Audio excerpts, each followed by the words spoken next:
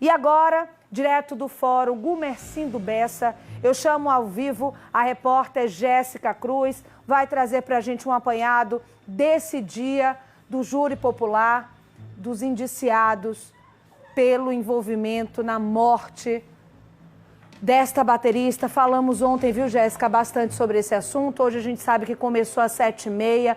Quantas pessoas já foram ouvidas? Como é que está o andamento por aí? Boa noite, seja sempre bem-vinda aqui ao Cidade Alerta.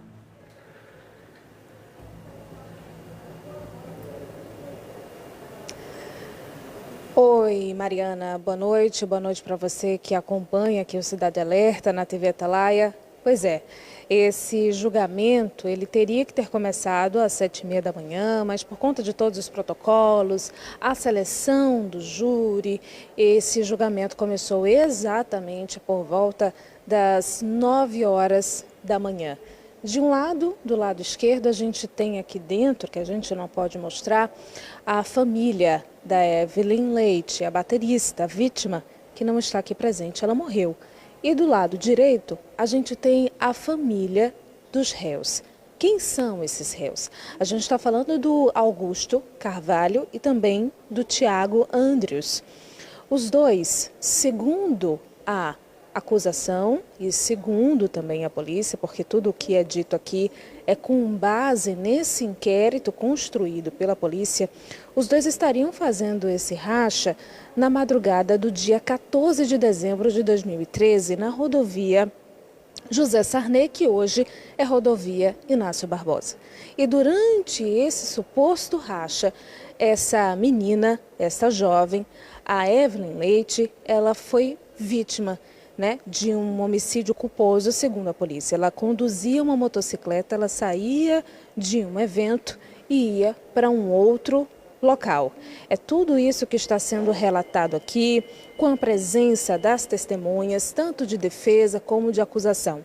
Até agora, 5 testemunhas foram ouvidas, 3 de acusação e 2 de defesa, Quem são essas testemunhas? Por exemplo, na acusação, a gente tem a presença de uma jovem que ela teria presenciado tudo, porque nessa madrugada, apesar de não ter câmeras de segurança que mostrem um acidente, que mostrem a ação do Tiago e também do Augusto, ela estava dentro de um veículo, também na rodovia, junto com o seu namorado. E ela teria presenciado a passagem tanto do carro do Augusto como do carro do Tiago em alta velocidade e num suposto racha. Então, a fala dela foi muito importante aqui no dia de hoje, desse primeiro dia de julgamento. E uma outra testemunha de acusação é um policial. O policial que chegou no primeiro momento para atender a ocorrência. E justamente no momento em que o Augusto tinha parado mais para frente desse acidente, porque o carro dele ele ficou completamente destruído. Do lado dele estava a namorada dele, na época a namorada ela estava machucada e a polícia atendeu essa ocorrência. O Augusto ele tinha dado um relato para o policial de que teria colidido em alguma coisa. Ele não disse para o policial que teria sido em uma motocicleta e que uma jovem tinha se ferido e, no caso, morrido, porque ele também não prestou nenhuma assistência para essa jovem. Então ele relatou que teria colidido em alguma outra coisa.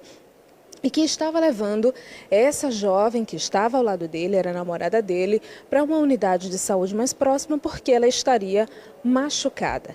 Então, para o policial e para a acusação, o Augusto teria tentado criar uma história para o policial para que ele não se atentasse à realidade e à gravidade dos fatos deste crime de trânsito.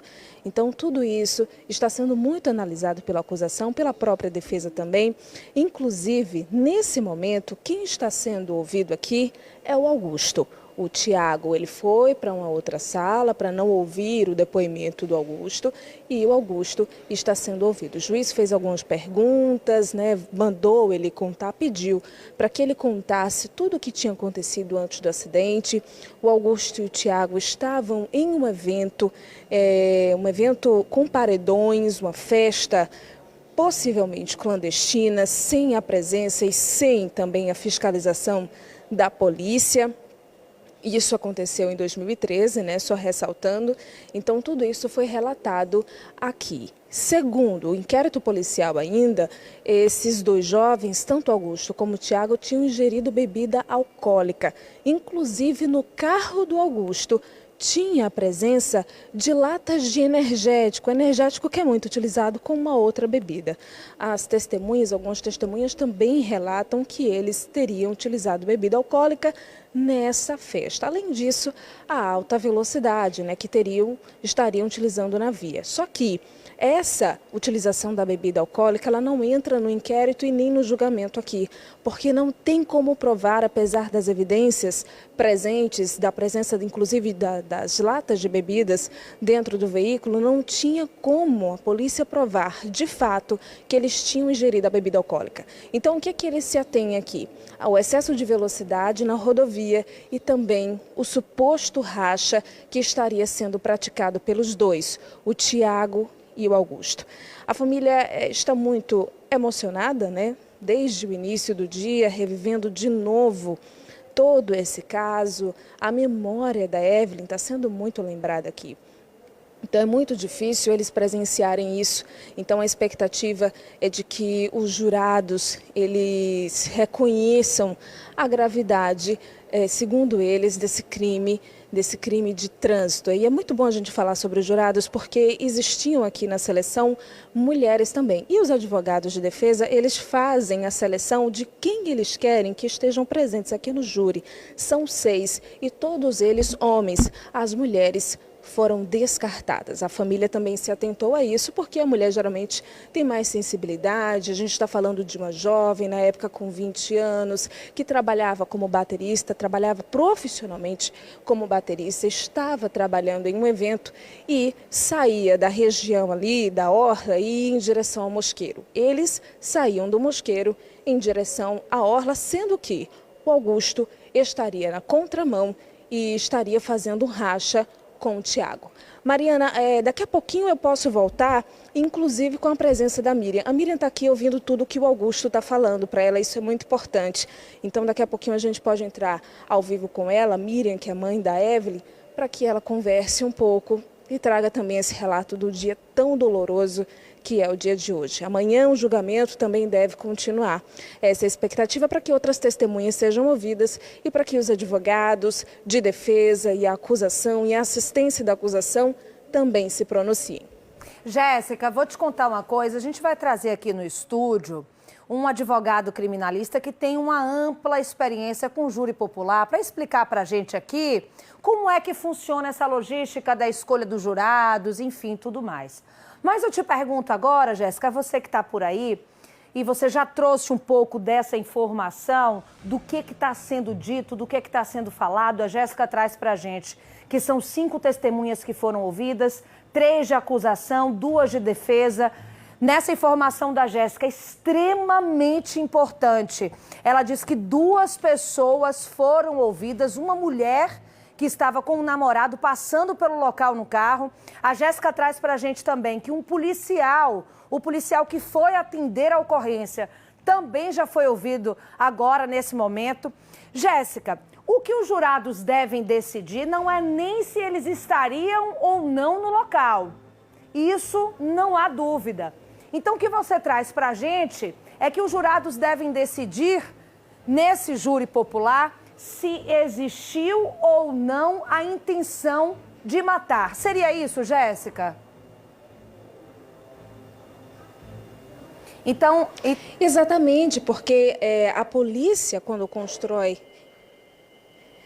a polícia constrói esse inquérito, a polícia diz que eles tinham intenção de matar a partir do momento em que eles teriam utilizado o excesso de velocidade e também estariam se utilizando desse racha. Então, eles teriam assumido a responsabilidade de matar alguém, caso alguém também estivesse presente na rodovia. Então, para a polícia é isso. E os jurados vão decidir se realmente a polícia e também o Ministério Público, que é quem faz aqui a acusação, estão certos quanto a isso ou não. Aliás, você falou sobre a presença deles no momento em que aconteceu o crime, eles não prestaram socorro algum a essa vítima. O Augusto falou aqui que ele viu um vulto passar por ele, mas que ele não fazia ideia que era uma jovem que estava em uma motocicleta. Ele disse que apenas colidiu e que não fazia ideia no que ele tinha colidido. Ou seja, viu um vulto, foi o quê? Numa velocidade reduzida, daria para ver ou não daria para ver a jovem? Ou se foi vulto, ele estaria mesmo em alta velocidade e isso constataria a alta velocidade? Esses detalhes eles são muito importantes. Outra coisa, ele disse que o carro dele não tinha a menor condição de se utilizar de excesso de velocidade por conta das suspensões do carro e que na rodovia existiam muitos buracos e que por isso o excesso de velocidade também não se aplicaria porque ele tinha muito cuidado com o carro dele, ele não queria estragar o carro dele. Tudo isso foi apresentado aqui, inclusive a acusação também já se manifestou fazendo algumas perguntas, perguntando também sobre a suspensão de ar desse carro. Se era possível que esse carro que era rebaixado pudesse chegar a uma elevação em que a velocidade, o excesso de velocidade seria utilizado. Enfim, os jurados, que são homens, estão atentos a isso, pelo menos é o que a família espera, tanto da família da vítima como também dos próprios réus. A gente está com o nosso tempo apertadinho, eu volto com você, que eu vou precisar rapidinho ir para o intervalo. Na volta eu vou querer saber de você. Você já adiantou que vai voltar com a mãe da Evelyn, que está aí pertinho de você, que já conversou com você. A gente quer saber, esse júri é formado, né, por quem, né? São quantos homens, quantas mulheres? Quero saber de você também, Jéssica, se você teve acesso ao local mesmo, aí dentro. Queria saber do clima. Tem familiares dele, dos acusados? Tá um clima de choro, não tá? A gente sabe que tudo isso, Jéssica, interfere na decisão dos jurados e eu quero saber de absolutamente tudo. Desde já agradeço por essas primeiras informações. Daqui a pouco eu volto com a Jéssica Cruz.